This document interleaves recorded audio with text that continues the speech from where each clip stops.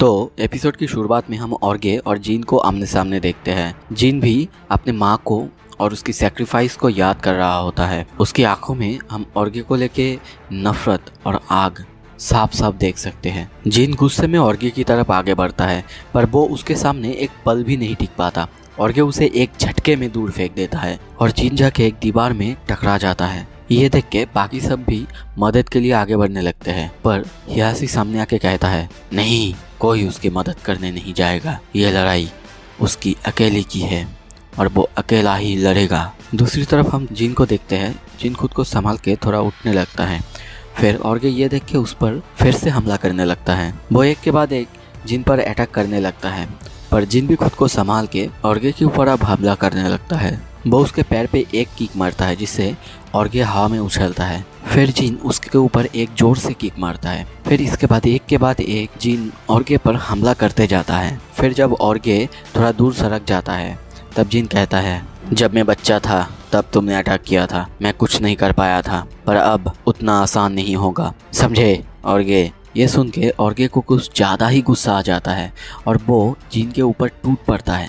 एक के बाद एक हमला करते जाता है, जिससे जीन की हालत कुछ ज़्यादा ही ख़राब हो जाती है और वो ज़मीन पे गिर जाता है। ऑर्गे उसके पैरों को पकड़ के ज़मीन से उठा के इधर उधर पटकने लगता है। जीन भी तब तक बेहोश हो चुका था और उसे अपनी माँ की सिखाई हुई बात याद आने लगता है और साथ ही में हियाची की सिखाई हुई बातों को भी याद करने लगता है। हियाची ने जैसे कि कहा था, तुम्हें जीतने के लिए अपने अंदर की कज़ामा को भूलकर मिशिमा फायर को जगाना होगा। फिर जीन उठता है, अपने आप को संभालता है। फिर ऑर्गे के ऊपर एक के बाद एक हमला करने लगता है।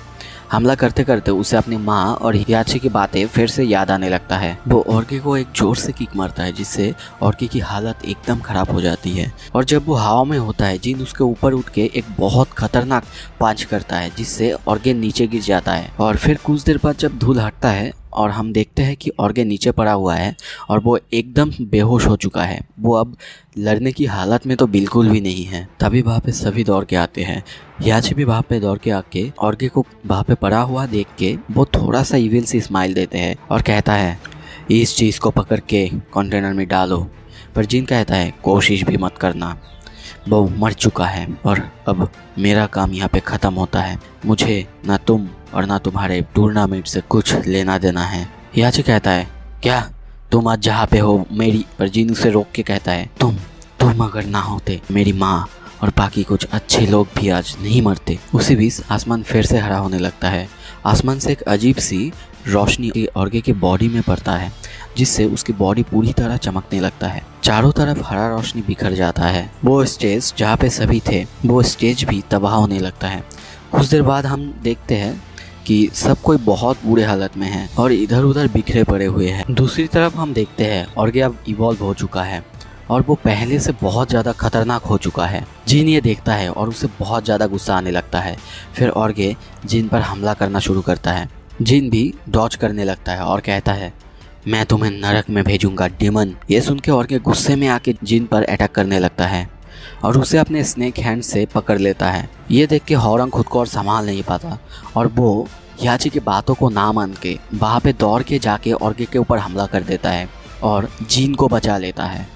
और दूसरी तरफ एक एक करके फिनिक्स और सोयू भी हमला कर देते हैं। फिनिक्स एक के बाद एक खतरनाक अटैक करने लगता है और वो अपना सबसे स्पेशल पंच, सबसे पावरफुल पंच ऑर्गे को ऊपर मारता है, पर ऑर्गे को इससे कुछ फर्क नहीं पड़ता और वो एक ही झटके में दोनों को दूर फेंक देता है और सोयू को अपने वही स्नेक हैंड से पकड़ लेता है।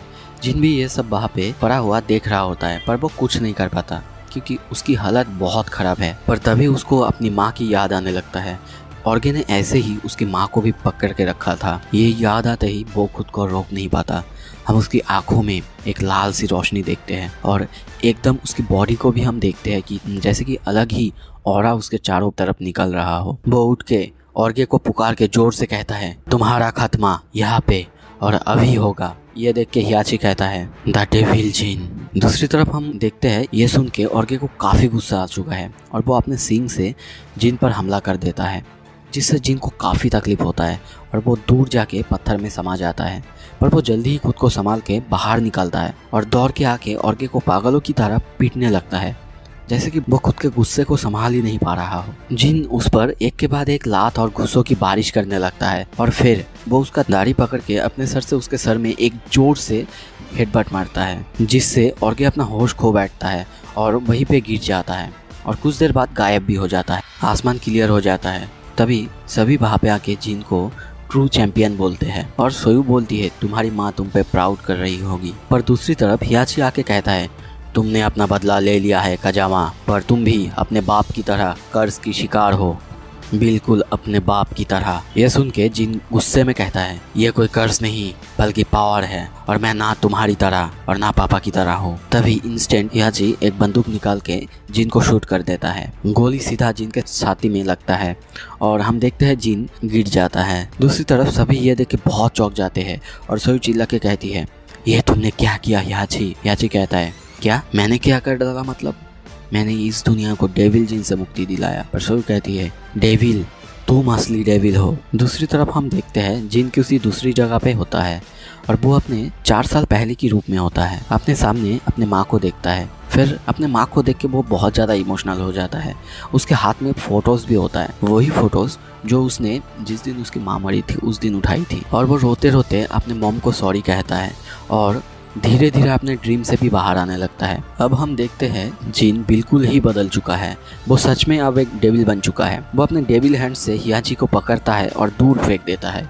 फिर उसके पास जाके उसे एक के बाद एक घुसा मारने लगता है, जैसे कि उसे खुद पे कोई कंट्रोल ही ना हो। बाकी सब ये देख के पहले तो बहुत डर जाते हैं और समझ ही नहीं पाते कि क्या हो रहा है। फिर चिल्ला चिल्ला के जिन को रोकने बोलते हैं। उनकी बातें सुन के जिन भी एक बार रुक जाता है। ये देख के हियाची कहता है तुम अगर सच में एक मिशिमा हो तो मुझे यहाँ पे अभी ख़त्म कर दोगे। पर जिन ये सुन के कोई रिएक्ट नहीं करता, बल्कि उसके पास जो पेंडेंट था वो पेंडेंट लेके दूर सोयू, फिनिक्स और हॉरंग के पास फेंक देता है। फिर उसे हाथों से पकड़ के दूर फेंक देता है और बाहर से उड़ के जाते जाते पहाड़ पे जो हियाची की चेहरा बना हुआ था उसे तोड़ देता है और चला जाता है। तो दोस्तों आखिरकार टेकन ब्लड लाइन की फाइनल बैटल ख़त्म हुआ और फाइनल एपिसोड भी ख़त्म हुआ।